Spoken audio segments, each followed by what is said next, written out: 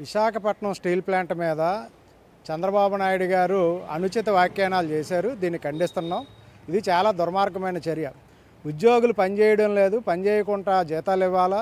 ఈ స్టీల్ ప్లాంట్ని రక్షించడానికి ఉద్యోగులు ఎవరు పనిచేయడం లేదనే ధోరణి ఈరోజు మాట్లాడుతూ ఉన్నారు. ఇది సరైంది కాదు.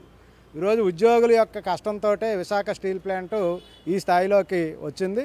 కేంద్ర ప్రభుత్వం స్టీల్ ప్లాంట్ ప్రారంభం నుంచి కూడా గనులు ఇవ్వలేదు. గనులు ఇవ్వకపోవడం వల్ల నష్టాలు వస్తున్నాయి తప్ప ఉద్యోగులు పనిచేయకపోవడం వల్ల కాదు.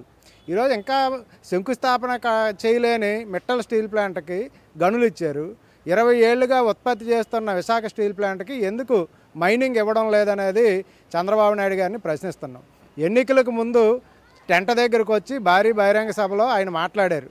మేము విశాఖ ఉక్కుని కాపాడుతాం, ఉద్యోగుల యొక్క ప్రయోజనాలు కాపాడుతామని. మీరు ఈరోజు ఏం చేస్తున్నారు? మీరు ఈరోజు బెదిరింపుల ధోరణికి పాల్పడతారా? మేము పీడీ యాక్ట్ పెడతామని రకరకాలుగా బెదిరించడం సరైనది కాదు. స్టీల్ ప్లాంట్కి సొంత గనులు ఇవ్వండి, లేదా దీన్ని తీసుకెళ్లి సెయిల్లో విలీనం చేయండి.